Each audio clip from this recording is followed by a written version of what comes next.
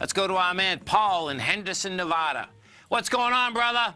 What's happening, Tom? Good afternoon. How you doing? I'm doing great, man. Yourself? I'm doing pretty good, man. Pretty good. These markets, everything has been going crazy the past couple of days, so it's been fun. Exactly. Hey, I was wondering if you could help me out with this NKTR. NKTR. Okay, so let's take a look at this. This is NKTR Therapeutics. Okay, clinical stage biopharma company, pipeline of drug candidates that utilize company platforms. Okay, so the low is worth $17 for the year. The high is $111. Okay, so what are we doing here? So I went short after the gap down. I let it run back into the 9 on the daily. I'm trying to do more swing trading here, but you know it's a little outside of my wheelhouse. So I'm short from about on an average of 57.44. Nice. And I just kind of want to get your breakdown on this. If maybe you think we could get into this gap that's at 36. It would be a big win if it could get down there. But yeah, this is pretty cool. Yeah, you get action here. 1 second. You get an ABC down, actually. Let me see what this is. So see, see how I just put this on a weekly, Paul, if you're watching Tiger TV? Yes. Okay, so your A point out here is 111. Your B point is 70, so you got 41 bucks. Your C point is 98, so you get 50 bucks. And we're at 46. Okay, so that gets dangerous there. Okay, so that's dangerous. So you just finished one ABC down because 50 was 50 was the first one. Now you're at 46. See the 46.98 of that November 17th deal? Mm-hmm. I think you get action because what happens is this.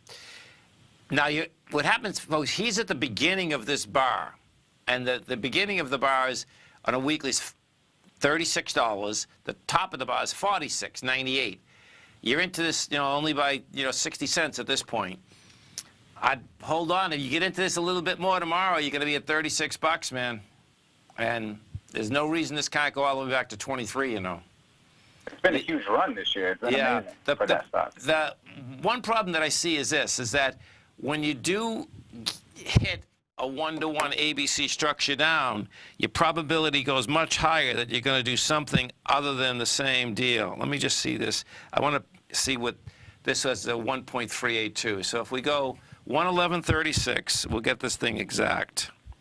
Okay, so 111.36. Your B point is 70.69. Okay, so we get 40.67. If I go 1.382 is $56. So $56 minus 92.17. Yeah, there you go. So 35 bucks. What happens with ABC structures, folks, down and up, is that you have a 1-to-1, a 1-to-.382, a 1-to-150, and a 1-to-1.618.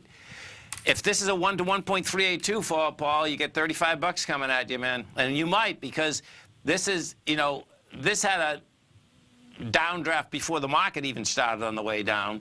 And now you get the market going with you, So I think... Yeah, the market looks pretty shaky. We'll see what happens tomorrow. Well, yeah, no, exactly. And you won't have to wait till tomorrow. What you'll see out here tonight, folks, if we go over to the... Asia is going to be in action, bottom line tonight. I mean, we have our Tiger's Den, our trading room, and there will be, bottom line, a lot of action tonight in that room because you're going to see Asia basically, my take is that we'll see Asia lower. If Asia goes low, it'll go right over to Europe, goes over to Europe. So picture something. This is where this really gets dangerous. Where coming into Thursday, you're coming into July 4th week, and when you have a July 4th week when it's on a Wednesday, July 4th week is always a slow week anyway. But when it's on a Wednesday, people take off the whole week because the market's closed Tuesday afternoon. So it's a half-a-day Tuesday, closed Wednesday. They take off the whole week. Now picture, if you're running portfolios and you see a market like this, they're going to be selling this whole week. That's my take on it. because they're going to go anyway. They're going to leave. The bottom line is that, you know, are they going to basically, you know, protect themselves before they leave? So we'll find out, but I think you get action, man. Okay, cool. Thank you, Tom. I really appreciate it. Have a good one. Hey, hold, stay right there. Go. Okay. Talk to me about the cryptocurrency world, man. This is getting dicey here. So tell me what all these, you know, hold. What is that? What is the huddle word? What are those huddle? What was hold on for dear life? Is that what it was? Yeah, the hodl. Hodl. So what are the hodl people doing these days? They're still hodling for the most part, but those Lambos might have turned into Pintos. I'm not sure, man. They might have had to cash in. Yeah. You know, a lot of guys, some of the technical analysis guys that I follow in the sector think that 5,000 is where we're going. Okay. Before this stops, which, if you remember last April when this thing took off, when it finally passed up the price of gold, it literally went from that price basically straight to 5,000, had a correction down to about 3,000, which looked like the end of the world because it was a pretty big correction, and then took off to 20,000. So that swing point seems to be where everyone is kind of eyeballing. Okay, yeah, it's 49.21. I see it. Okay, cool. Okay. And if that falls apart, this thing's in major trouble. Wow, it's heavy, man. It really is. And, yeah, I'm kind of bummed out because, you know, I got on that EOS and I had my hand on the trigger to sell it at 23 bucks. And I just kept thinking about what Ethereum did, and EOS being a competitor, I'm thinking, you know, if I give this a year, get up pretty high. And now it's getting close to where it's just like an even trade. And, okay. You know, so it's been tough. So the whole market, it's been tough on the whole market. And then, you know, the Litecoin really broke down hard. So that broke down below the 100. It went all the way into the 70s now.